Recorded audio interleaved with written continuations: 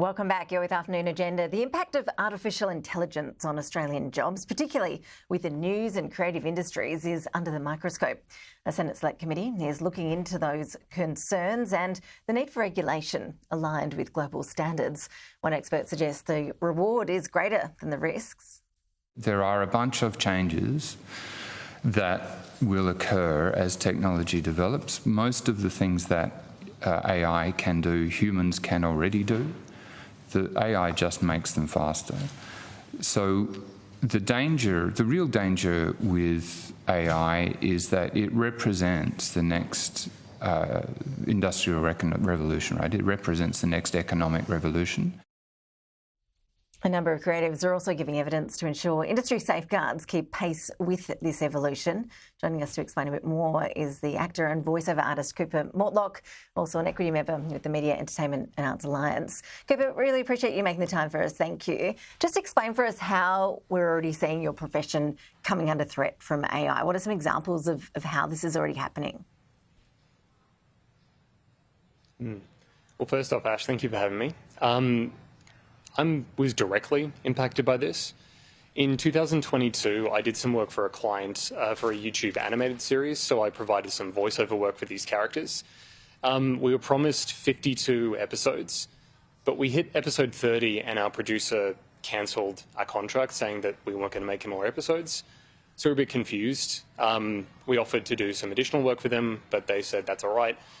And then about a year later, they release another episode using what's very obviously AI clones of my voice and the voices of the other actors without telling us and certainly without paying us. So we spoke to them, we sent them a cease and desist letter saying to take this episode down and to stop using this AI model of our voices. And their response was, well, actually, we didn't use AI voices, but you can hear it. They absolutely are. But unfortunately, legally, the onus is on us to prove that that they did use AI voices. So we requested their source code and their recording, but legally they don't have to give it to us. And furthermore, they then said, well, we didn't use AI voices, but even if we had, we would be allowed to. And they pointed to our contract, which unfortunately was created before AI voice cloning was as sophisticated and as available as it is now. So we had no idea that this technology would exist. And the contract is vague enough that they were able to take advantage of certain phrasings in the contract to do what they wanted with the clones of our voices. So unfortunately, they can do what they like with my voice in this series.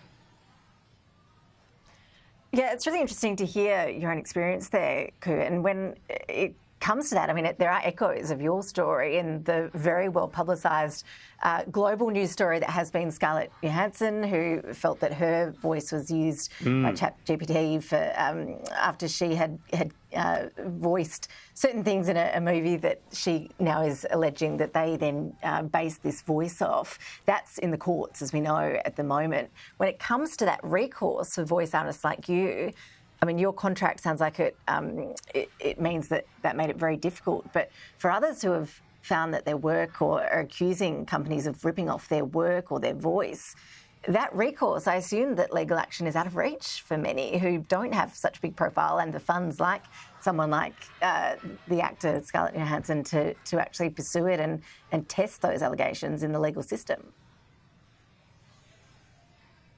Yeah, unfortunately, yeah. Currently, the legislation is just behind where the technology is. And so what we're aiming for is just transparency, consent and compensation whenever an actor voice is used for AI.